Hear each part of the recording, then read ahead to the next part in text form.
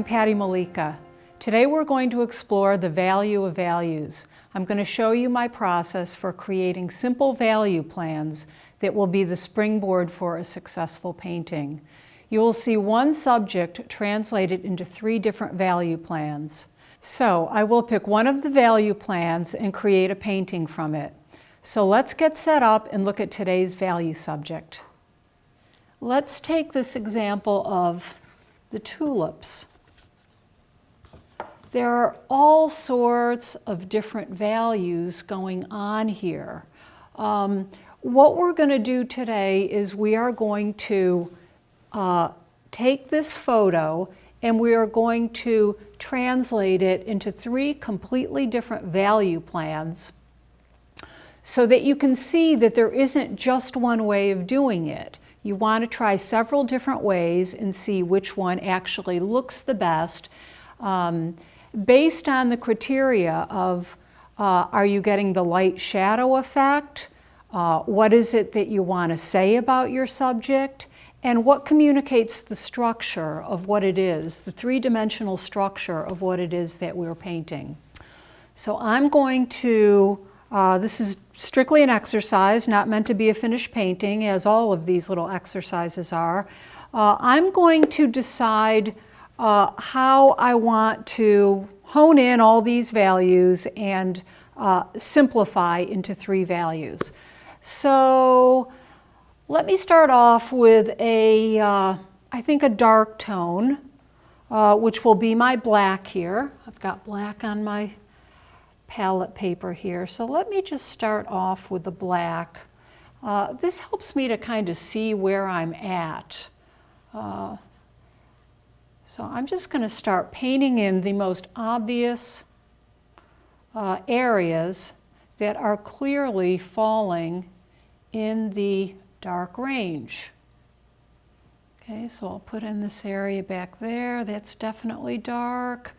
I see an area up here that goes dark. I see an area there that goes dark. A couple of ones over here as well. Okay. So I'm just blocking these in very simply. It has a bit of a curve to it. And when I squint at this, that's starting to kind of feel very dark to me as well. So let me go in and I'll make that a dark. You know, the nice thing about this, working with opaque paints, is that you can always change it. And it's really, you want to go back and forth. You want to decide where you want it to be at a certain point. And you can always change your mind. This is distracting to me.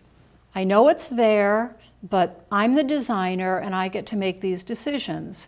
So that dot, even though it's there, I'm going to kill that. I don't want it. That's not what I'm trying to, I'm not trying to communicate every little nook and cranny.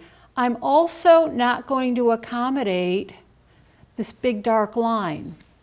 Let me show you what it would look like if I put it in there as I see it. This is simply just so that you can see that suddenly there's more complexity in. Now, I don't really like that, and that's why I didn't put it in initially. But I just wanted to show you that just because it's there doesn't mean that it has to. This is all about deciding what is going to look best. One of the things that I already know that I don't want to do is I don't want it to have a half and half look where it's half middle and half light, because I think that weakens the composition. I think it should either be one way or another, or predominantly one way or another. So I'm going to make it mostly middle with a little bit of a light background. like maybe, you know, a 70-30 kind of a ratio, because I want it to have a certain mood. And if you do half and half, it really ends up with kind of a diluted mood. So I'm going to push it predominantly middle. I'm going to work on a toned board. I painted it pink, and this pink is, if I hold my board up to it and I squint, I can see that that's basically a medium tone. So I like working on medium tone canvases. So I've gone ahead and just painted that a light wash of pink to go with the tulips here. And what I'm going to be doing is I'm going to be working from this value study, this plan that I did, and I'm going to be matching colors to fall within the categories that I've determined work. Okay, what else do I need to do here? Maybe not too much. Okay, do I have it all? I think I do. Okay, now the shadow. Why don't I put the shadow in?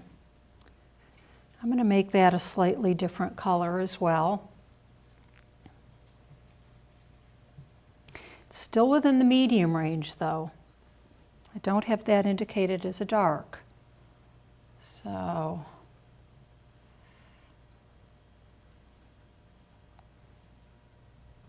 I think I'm going to go in and I'm going to make that a little bit greener because it is on kind of a green background. So that's green, and then maybe I'll tone it down just with a little bit of red.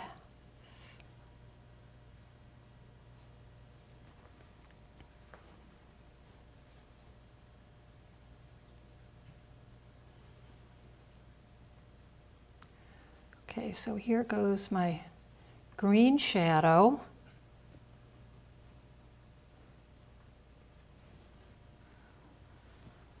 Okay, so I've got my middle tones in.